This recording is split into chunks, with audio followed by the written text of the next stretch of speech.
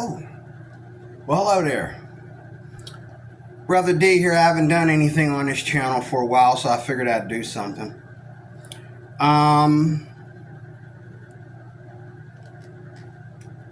What happened to it? 1 second.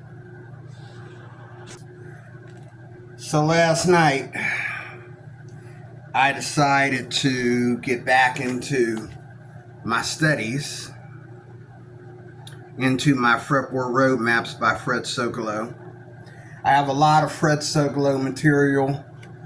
I don't believe, as you know, if you've been listening to my channel when I do guitar ukulele videos, I don't really believe in like doing online stuff. I have some Groovy.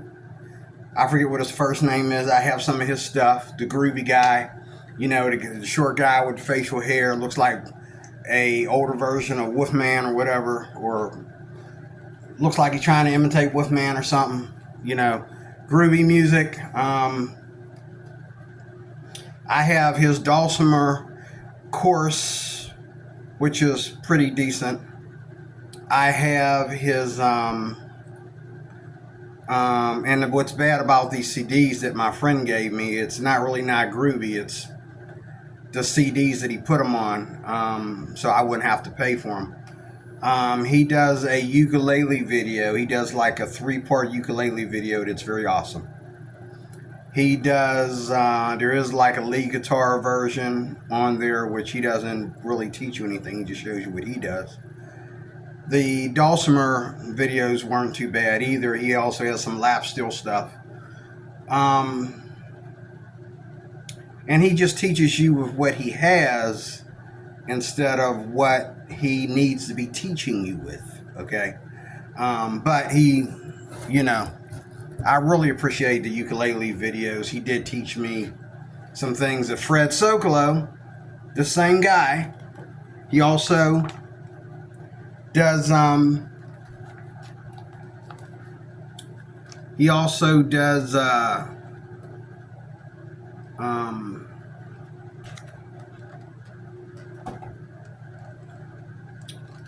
also does ukulele videos too, tenor and baritone. And this right here in front of you, this right here, this is my Zone G2.1 new, NU, whatever that means.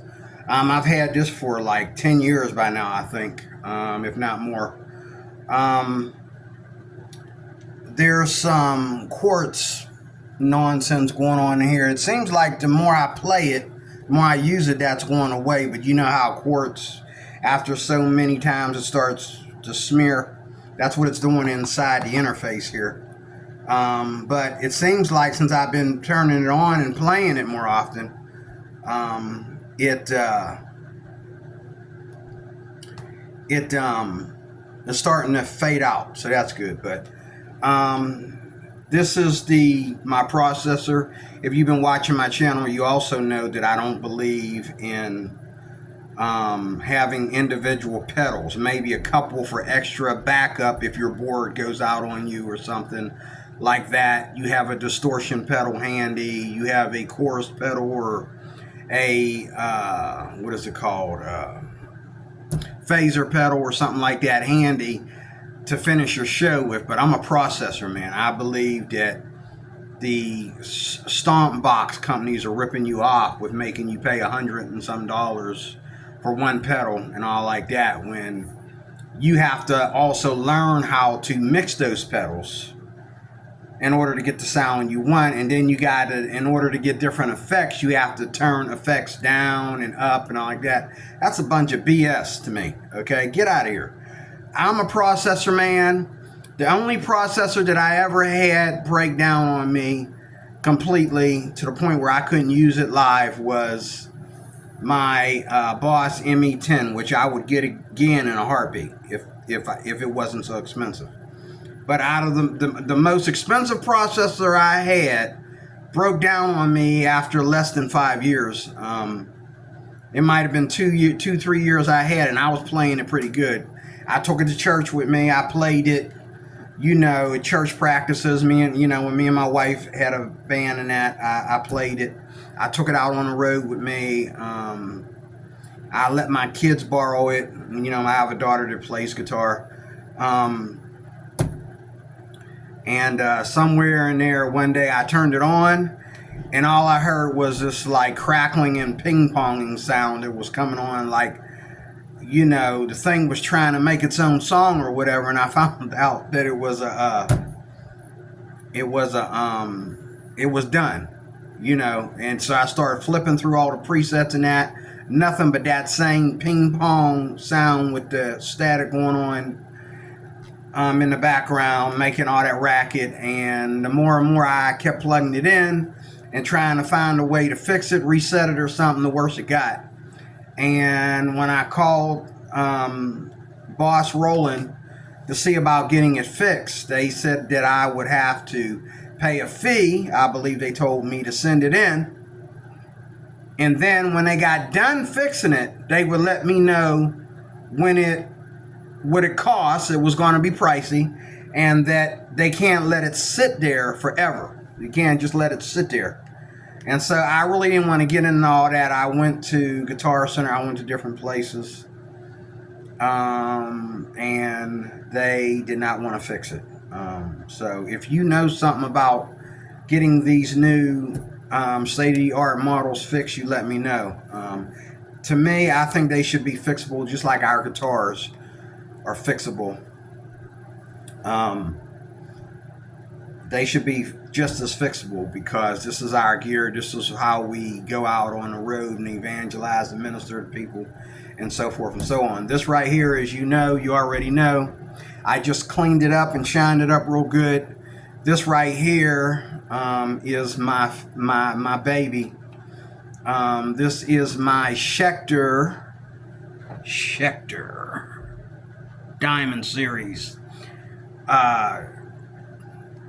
Tempest Custom, and it's never ever gave me any trouble. It hasn't. I've had it for I've had this since I think 2010, 2008.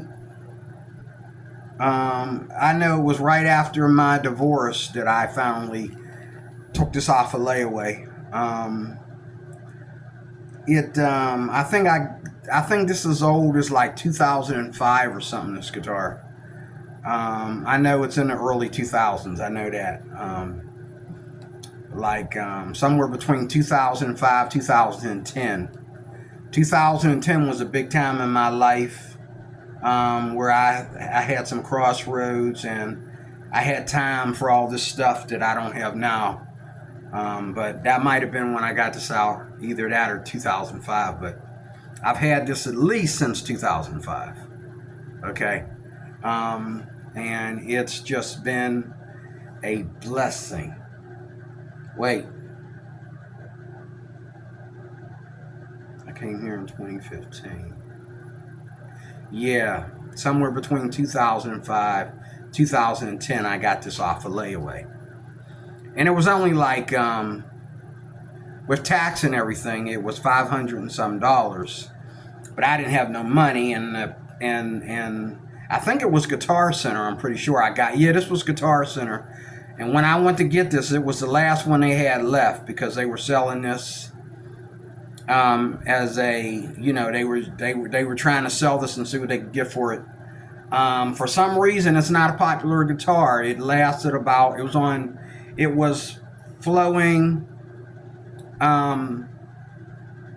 in the market for about 5 years or less, and then they just took it off. There's another version that looks very similar to this that's also a Schecter. It's in the Hellraiser series. It looks very similar to this. There's also another Tempest. I don't know if it's custom, but it's very similar to this, except the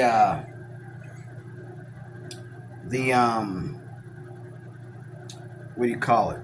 The inlays are different. The inlays are different, but everything else is the same.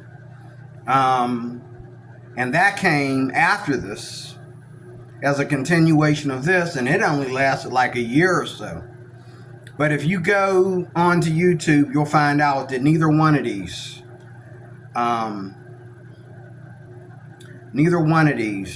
versions of this Tempest, the Schecter Tempest, neither one of them, anyone says anything bad about them. Everybody says really, really good things about both of these guitars. Okay. What else? Before I show you what I'm working on my Fred Sololow stuff series again, and I was just plucking around, and I decided I want to share this with you to show you how these lessons work. This here, the reason why I got this guitar is because I got bored of now I'm a Strat person, okay? I'm a Strat person, especially when it comes to like Ibanez. I'm a Strat person. I'm an Ibanez person. That's what I like to play. I like Ibanezes. The ones that I borrowed and played them made me an Ibanez person. I'm an Ibanez person, and I don't have an Ibanez. And I was going to get me an Ibanez. And if I got an Ibanez, there was like a purple Strat that was on sale. That was all over YouTube. That was all over the media, and I was going to get that Strat, but I put this on layaway instead because I was looking at this and I thought, wow, that's really, really pretty. And I think when I saw this, I saw it in a Schecter catalog, I think. And then I seen a video of it on YouTube as well. And I happened to be in Guitar Center, and I looked for that other guitar first. And I was disappointed they didn't have it. I forget whether it was, I'm pretty sure it was Ibanez. I was going to get me an Ibanez, and the price for that Ibanez was pretty cheap. And I called Guitar Center, but when I got up there, they didn't have it. They didn't have any more left. They had one of these left, and I've been looking at this too. So, again, I'm an Ibanez man. And I love the way Ibanez does their Strats. Out of all their guitars that they do, I love the Strats. But I also always wanted to demonstrate a Les Paul. I know that there are different versions of the Les Paul.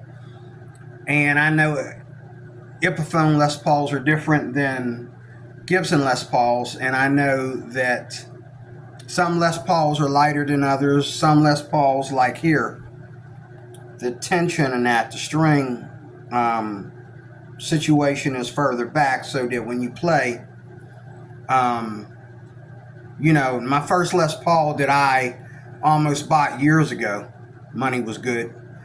I bought it many, many years ago. I was going to buy a Les Paul, and I was going to save up money for one if I couldn't get one for my price. And because a lot of my friends had Les Pauls in that, and they were like really, really, really cocky about them. Like, they were really, really, really excited about their Les Pauls. And so I had a friend, and I put on his Les. I had a couple friends. There was a guy that I used to go to all his concerts over in Arnold section of Pennsylvania. And I'd go over there to his concerts when he would come down to Lazarus Tomb on Saturday nights. I'd go to his concerts. His name was Paul. The last name was Palmer. Greg Palmer. I think it was Greg Palmer. Something like that. Last name was Palmer. I think his first name was Greg Palmer, David Palmer. I think it was Gary Palmer. That's what it was. I think it was Gary Palmer. I think it was Gary. Really good, thorough musician, like my pastor at my church over in New Kensington. Like, he could play everything like it was his own.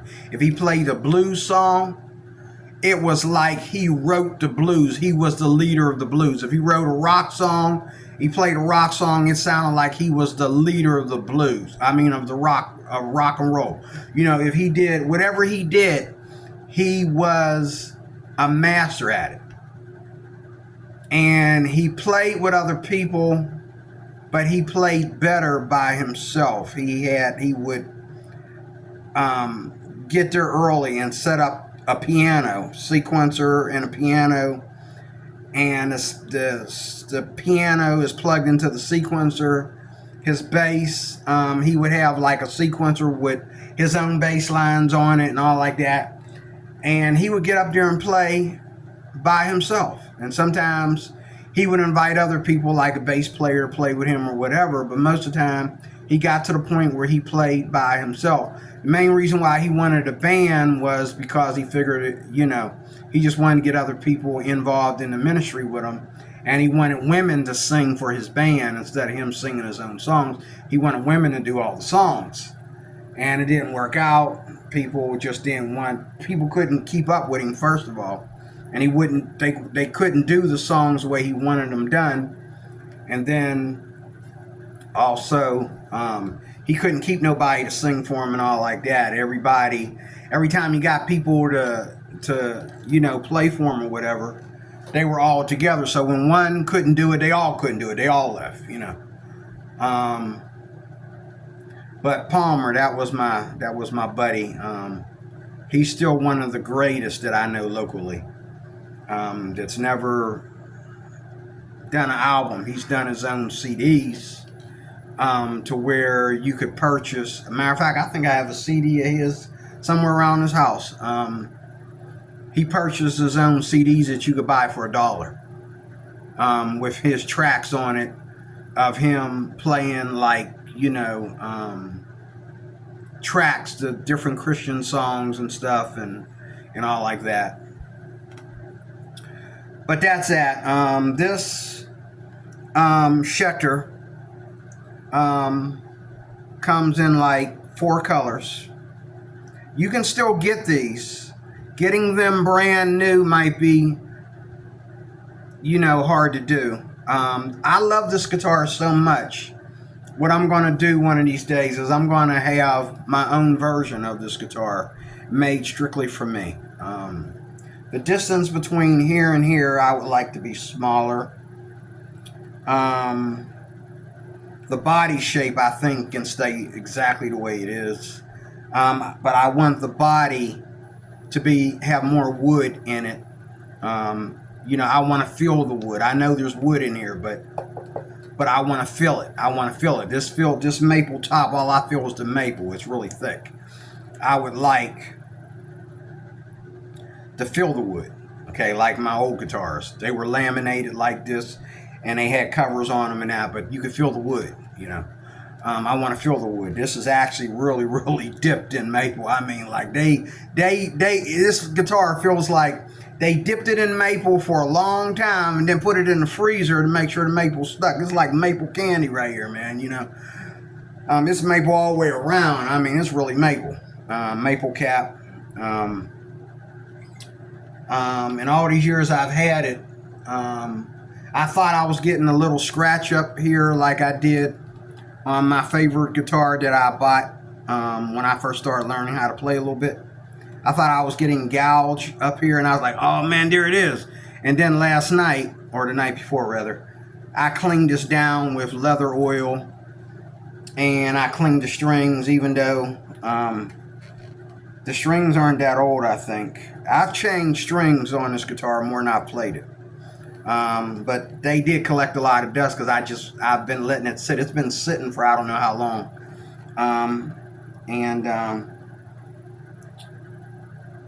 Somebody dropped another guitar into this a long time ago, and I don't know if you can see it, which you can't, but there's a little dot right there. You can't see it. It has a little hole in the wood of this guitar. Somebody dropped another guitar onto it, and something off the guitar strap or something hit the bottom of this guitar body and put this little tiny hole in there. Guitar Center said they could easily, for a very expensive price, put putty in there and then put putty in there and then repaint it, you know, to cover it up so it doesn't grow or anything like that. So again, 2 humbuckers.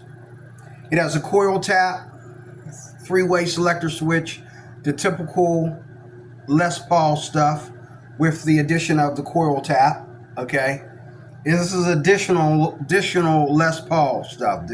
You know, the machines and all like that, locking tuners, you know, all Les Paul stuff. Schecter version of Les Paul stuff. And I'm really content with this guitar. Every other guitar I had, if it was the only guitar I had, I'm always looking for another guitar. But this guitar here, I've been content with it.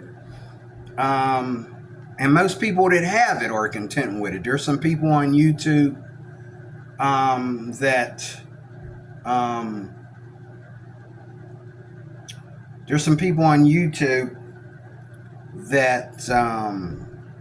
are like demonstrating this guitar so that they can sell it, and there's people on YouTube to talk about how this is the guitar that they've been looking for. And so this is my signature guitar. Like, one of these days I'm going to have somebody make me my own electric guitar, and it's going to be very, very, almost completely identical to this, even the color. I looked at the like sunburst version of this. That's very tempting too. I watched a guy last night or the night before play the sunburst version of this. That sunburst version of this looks really, really good. But I don't know. I think the white suits me. I think the white is where I belong. You know what I mean? Not saying that, you know, white lives matter or anything like that. But hey, white lives do matter. Somebody asked me that one day. He says, why you got to get white, man? All the nice colors out there. I like double colored guitars, 2-tone colors and like that. Why you got to stick with the white?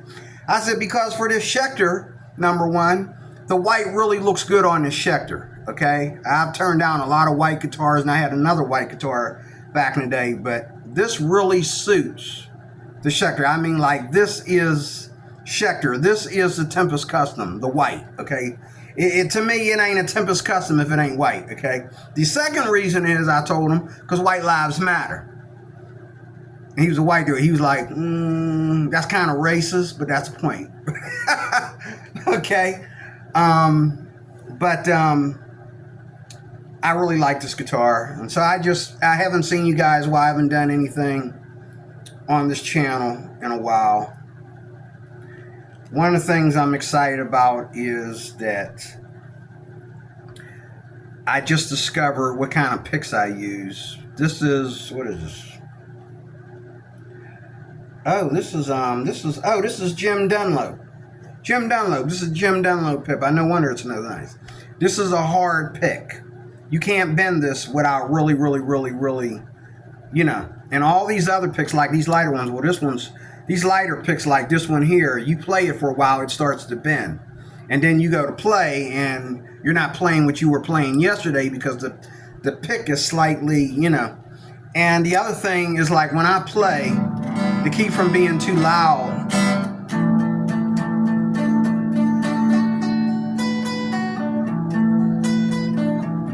I tap the strings when I'm strumming. Because, you know, when you start moving around what you're playing, you don't play everything up and down. That's for beginners, but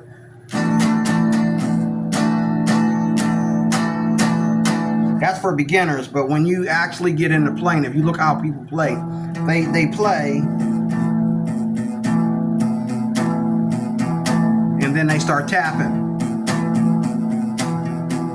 So being I play with less up and down movements, but in order to play properly, I play with more of a precision, move where I'm at, especially when you're playing like the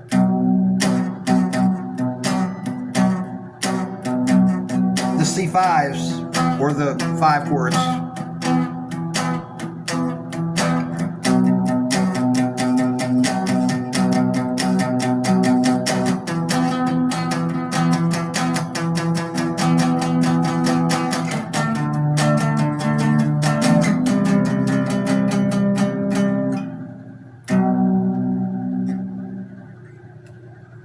So I really like these picks. And I bought these in a case a while back, and I lost the case, but I had two of these two, in a little cup thing, and it's really hard to bend these. And I realize now, I learned this just the other day, I'm going to stick with these little picks like this. Now I'm glad this one, I'm able to see the name. It's Sololow. And it is telling me the size, telling me the MMs there. Can't read it. I could read it with glasses, but this, I'm gonna be sticking with these picks. Okay.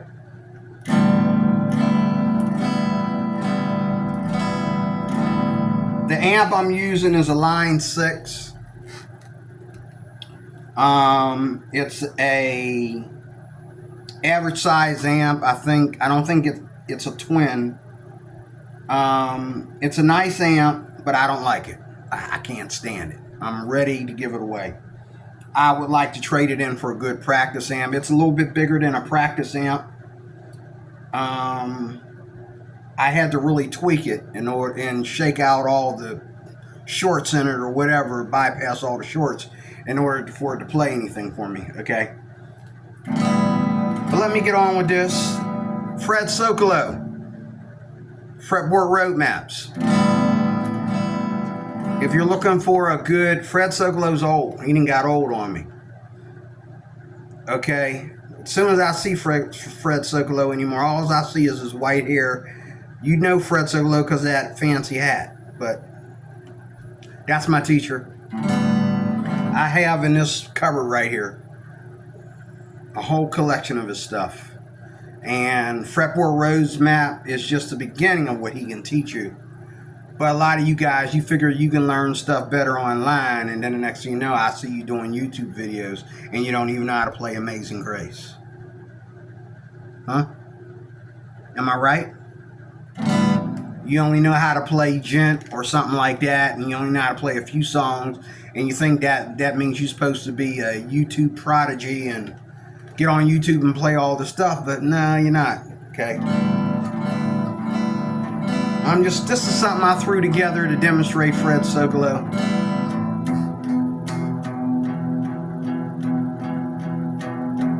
If I remember.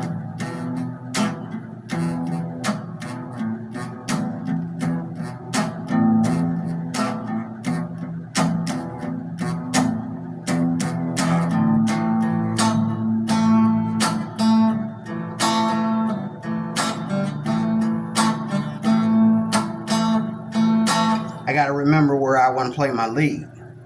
So I'm playing in the key of V. Okay, Fred. This is in a lot of your YouTube videos, including Fred Sololow teaching. Fred Sololow, Fretboard Road Maps. Get yourself a copy, or get yourself the whole collection. Even better yet.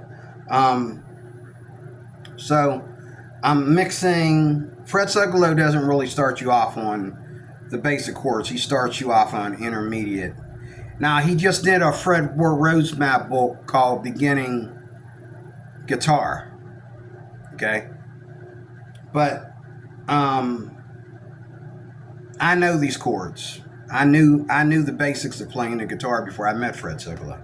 So the lesson that I'm working on right now, I'm repeating. I've worked on it before, not thoroughly. I'm going to try to work on it more thoroughly now. It's called the DAF Road Map. The DAF Road Map. It is here in the Fred Sololow book. I'm working on it right now as we speak. Where is it? That's not it. There it is, right there. There it is. See? I'll show you what it looks like. The DAF Road Map. You see that? And it gives you the outline. It gives you exercises. This light is really, really bright. I'm going to do something here. Let me see something. Light is really bright. Get up off me a little bit. DAF Road Map, if you can see that. and it gives you exercises, arpeggio exercises to go with it, chord exercises to go with it. Okay, Fred Sololow. So, I'm playing your typical open chords, your E and your A minor up here, and this little trick that we always do that sounds so great on the guitar. I know what the first chord is. The first chord is a C.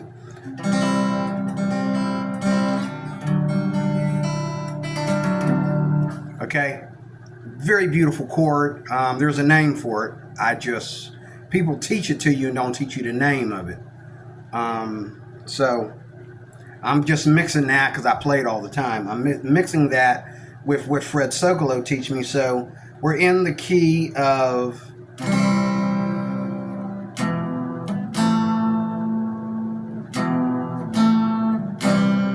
we're in the key of C. So when I get down here,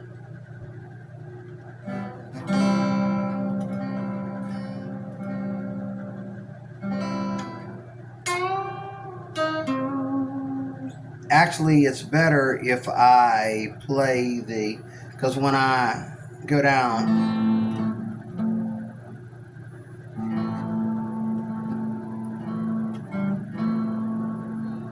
I think it's better when I play the E. So as I'm playing this, I'm going to play E, A minor, and C, and this thing. And then I'm going to take this E, and the DF roadmap shows you that there is a E here. Skip 2 frets and there's a E right here.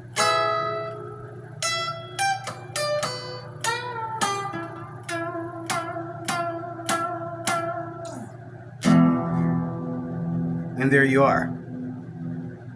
And that's why it goes good together. Because I'm going to start here and I'm going to play the C chords and that, and then I'm going to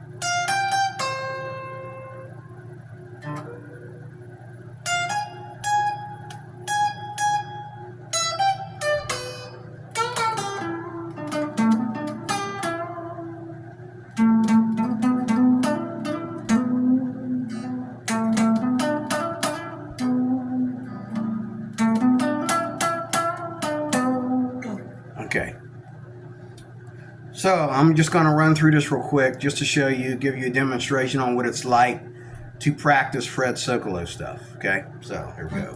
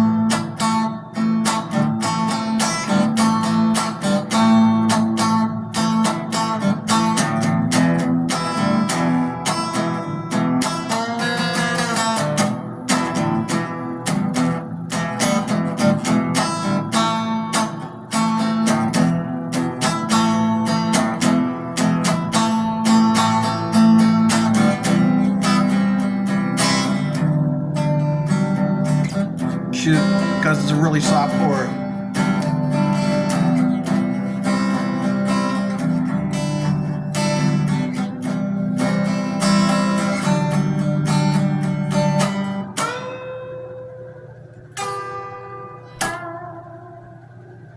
So that's just to demonstrate to you that how you could play something in the C's and the keys of E, and then you could figure out what scale.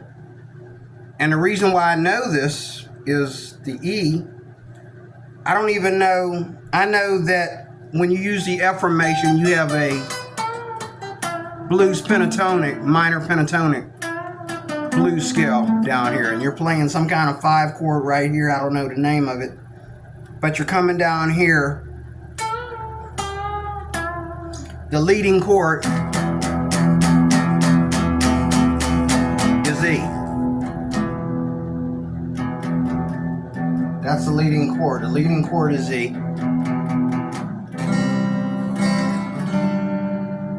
In A minor.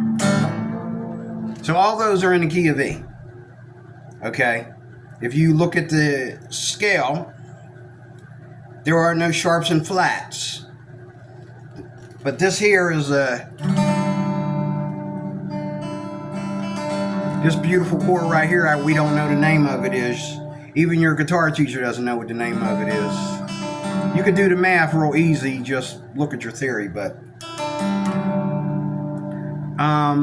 this beautiful chord right here doesn't change because the other 3 chords are all in the key of C. So adding this chord from another key, which are just sliding up anyway, doesn't change the key, okay, because it goes right along with it. So then the scale would be E.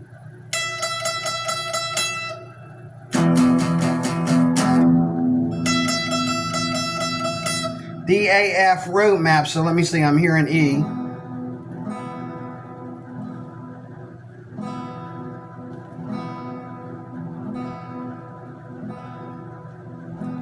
And I know my pentatonic, minor pentatonic scale really well. I play them to death.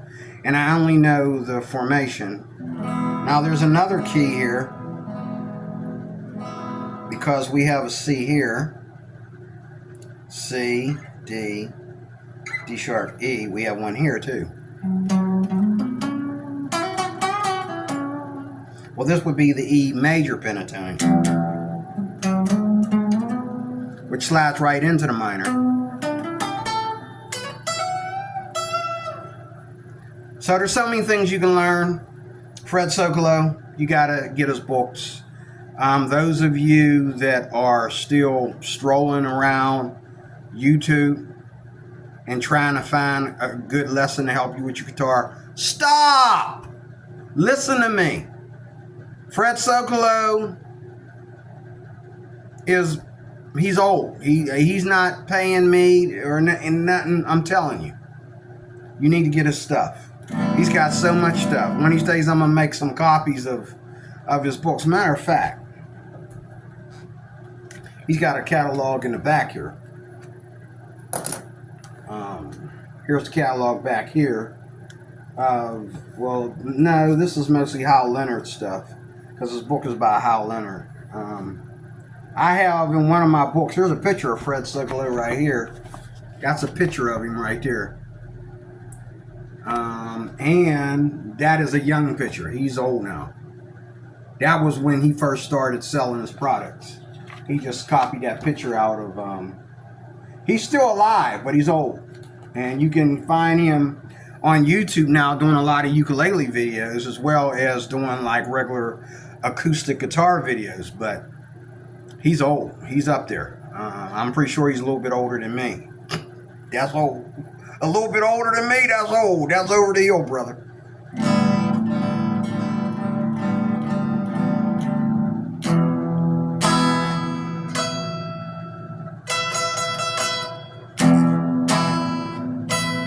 So the DAF roadmap in closing. Let's say, let me see if I can find the key of E. So here's an E. So the next thing in the map would be D. Let me see. There it is. So I could also do a scale here now.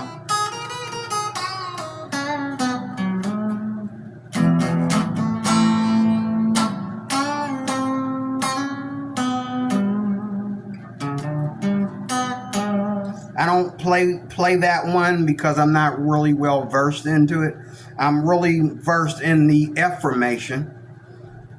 But that would be a major scale. Anyway, the song's going to sound better. This here is a pentatonic version. This here, right here, with this D formation, D-A-F, this D formation up here is a major. All the DAF roadmap were major scales. The F one, you can play a major scale, and you can also play a minor pentatonic scale. Okay, so if, like, let's say you're doing a roadmap and you want to do blues, when you get to that F, wherever you find it on the fretboard, if it's that key,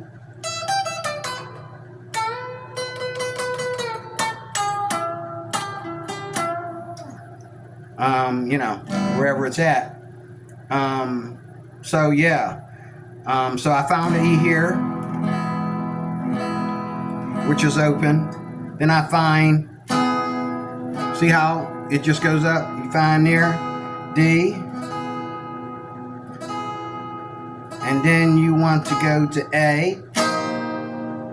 Did I do that right? Let me see if I did that right. Yeah, there's the A.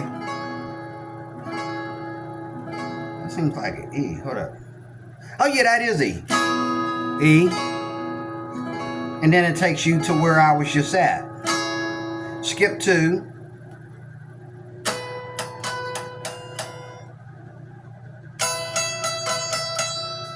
Way down here. Way up here, rather. So it's all there. So Fred Sololow, that's just one of the many things he teaches in each of his roadmap books. He has one. He has the original roadmap book. He has one for blues, rock, jazz, and country.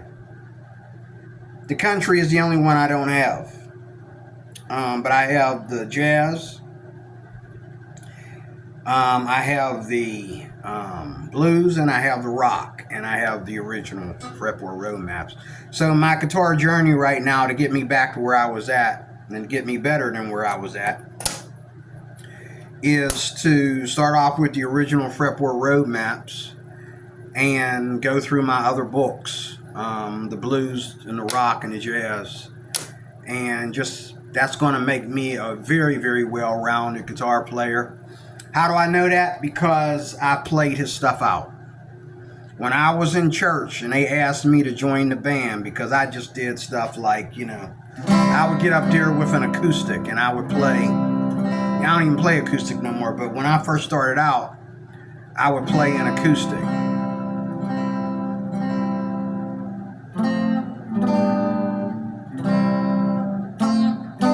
And just play simple songs, you know. And then I would get out with people and we would play out in the projects or whatever. And I would take songs that I wrote, not knowing none of this fretboard roadmap stuff, just stuff that I learned how to play, didn't even know what I was playing. Okay, just know how to put it together. And I know a little bit enough to tell the other guys, and they would look at my hands, because they were well versed like that. They would look at my hands where I'm at. Even the bass player would look at my hands where I'm playing out on the guitar and say, oh, you must be in the key of E, or you must be in the key of C. I didn't know what key I was in. I knew that the first chord was E or C, but I didn't know what, when I got down here and started playing these triads, I didn't know what that was. Okay, until Fred Sololow, until I started really practicing. I've had this stuff for a long time, but I didn't start practicing it till like really in the 2000s. But we would go out and practice, and they started saying, man, you need to, you know, we could get a band together. I said, I don't think so, you know. And then I started playing for the church band. And we lost a good band member to play guitar in the church band. And they said, just come to practice, man, and see if you like it. So it was about whether I liked my own playing or not. Whether I'm satisfied with the way I sound in the band, okay, I'll do that. And I went there, and immediately when they said, this is how I know Fred Sololow is a good training method.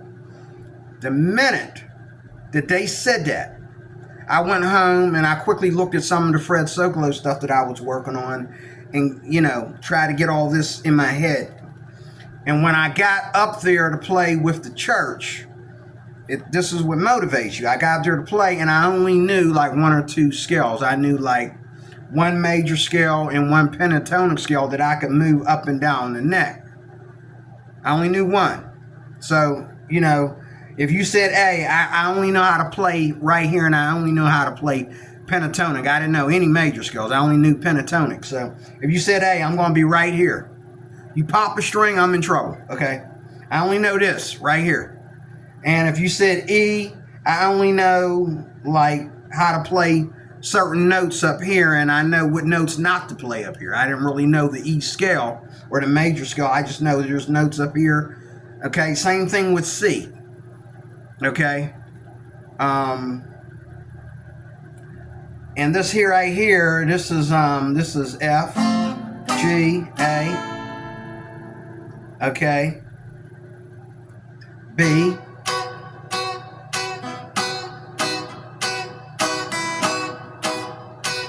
That's B. So we got F, G, A, B, C.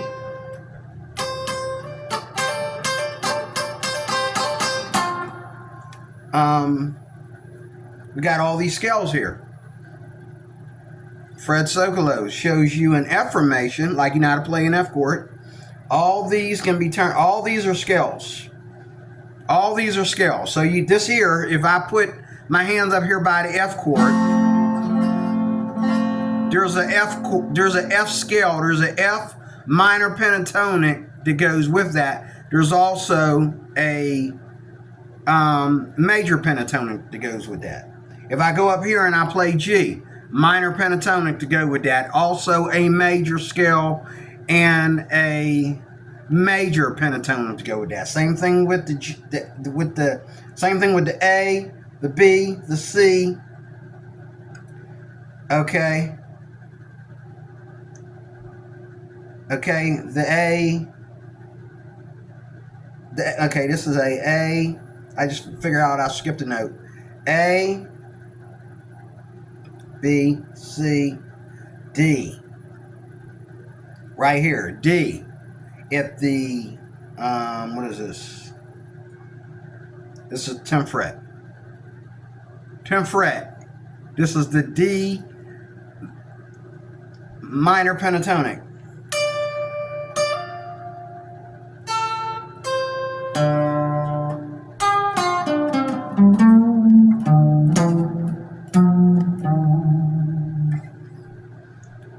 So,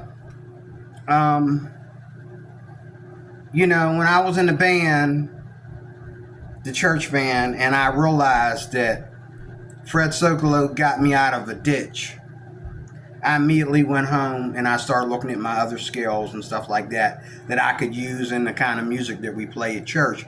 And so each week when I would come back, I knew how to play a scale here. Depending on the songs we were playing, I knew how to play a scale here, the same scale in the middle, and the same scale down here. And it was up to me. Oh, hallelujah. This is what makes guitar playing wonderful. When you take these lessons and you realize you have choices, like Fred Sololow says, you got choices. You have a scale up here, a scale in the middle, and a scale way up high. What more could you ask for, man? That's it. Okay, and then you have let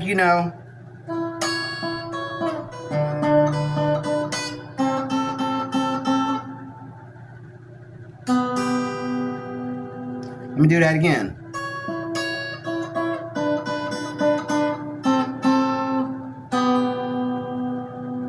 That's a key right there. That's a whole arpeggio called first and second strings. There's another name for it, but you're playing the first and second strings. And if you look at anybody, John Mayer, you're going all the way back to the Beatles, they'll be playing and sometimes they'll stick their pick in their mouth and start using that right in the middle of a tune, a solo, then take their pick back out of their mouth and go back to playing the rock. But that's a blues move that you can use on those first and second strings, and sometimes you can mute out by barely touching, letting your hand curve a little bit.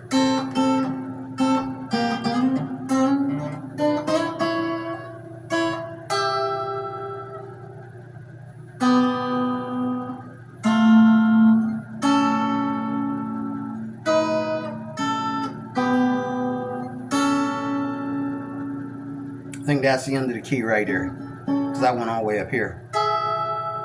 Yeah, that's the end of the key there, because I went all the way up here. And so you can count the frets, okay? And you can play that on any song, anywhere where you think it sounds good. There's so many things that, you know, he's teaching. You know, the cycle of fifths is in there. He's teaching you the cycle of fifths by teaching you how to find the chords, learn what categories. He teaches you the names of all the different cycle of fifth chords. So if what he's doing with the cycle of fifths is, if you don't know a tune and it's new to you, you can go to the cycle of fifths and figure out, you know, get the you know, the theory right of the song, and then you can take those notes, those chords, and edit those chords to make your song sound more bluesy and or more jazzy or whatever. It's up to you. It's your choice, and that's what I love about Fred Sololow. So this video went longer than what I expected. I haven't done anything on this channel for a while, but tell me what you think. Just wanted to share that with you since I haven't done anything in a while. Yeah. So there you have it. I made a decision the other day that every time I find time, I'm going to work on my chops. Every time I find time, I'm going to work on my chops. Every time I find time, I'm going to work on my chops. Fred Sololow material is not just teaching material, it's also warm-up material to help you get better at your chords and stuff like that. I also have Fretboard Logic books 1 and 2, volumes 1 and 2, but he's teaching you basically the same stuff, and it's easier. And I have a wonderful book over there for everything that Fred Sololow's not teaching me. There's a book over there. I'm gonna show it to you real quick if I can find it, because I just took it out of its hiding place and blew the dust off of it. I got a book here. I want to show it to you because I want you, if you are in a situation, to look it up and get it for yourself, because where'd you go? Come on now, where'd you go? I know you're here. Here it is. Down here. That it? Come on, wait. I know I didn't put it away, because I just pulled it out of its hiding place. I didn't put it away. Where the heck did it go? It should be right here. Oh, come on. Hold up. I had that book over there. Hold up a second. I want to show you this. Sorry about that. So in closing, I want you to see this book here, Chord Scales, Arpeggios for the Guitarist. And it's not a teaching book, it's a reference book, and it gives you all the chords. There's Arthur. This book goes way back. I got it shortly after I got all my Fred Sololow stuff, but you can see the book is an old book. It goes way back. And it's not a whole bunch of reading or anything. It's just, it takes you right into the chords. So you got open position chords. Gives you all the open position chords. Gives you all these open position chords. Look, all that is open position. All those are open position chords. Every open position chord you can think of. And then it gives you the movable chords. A lot of movable chords all over the place. I mean, it's got your flats, your sharps, your 5s, your 7s, your 9s, all your 9s, your add 9s, you name it. Minor 9ths. Augmented, diminished, everything's here. Everything's here. All your chords are here. And they're all over the neck, okay? They're all here and they're all over the neck, and there's different inversions of each one, okay? And then, this is something that I've never practiced before. Fred Sololow teaches some of this in his books, too. Arpeggios, where you can actually play the arpeggios like you play scales, or like you know. And that means when they're laid out like this, you can take any 3 or 4 notes of the diagram and play it as an arpeggio. And you can play the arpeggio like you play a scale. Awesome stuff. And all these arpeggios have names to them, okay, so that you can add arpeggios to whatever kind of music you want to play.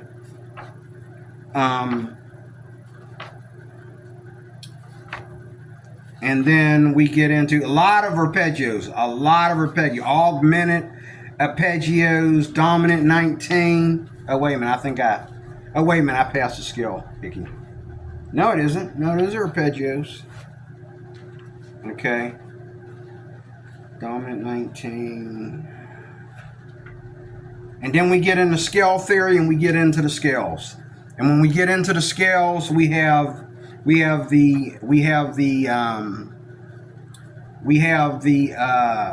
all the scales are here in like alphabetical order or something.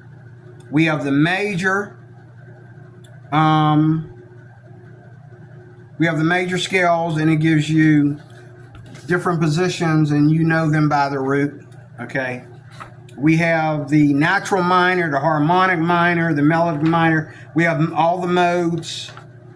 We have the diminished, we have the whole tone, we have the gypsy, we have the chromatic, minor and major pentatonic, and the blues. That means that you have the blues is the minor pentatonic scale with the tritone added. Okay, that's all that is. It adds as an extra note called the tritone. And that's just, this is, if you just want to sit down and get your scales and your chords together, this is the book, okay? This is the book, and it's by Politano. So that's it, folks. What was supposed to be 20 minutes turned into almost an hour, so thank you for watching. I haven't done anything on this channel for a while, so there it is. God bless you. Talk to you soon with more. I got some more ideas for you. God bless.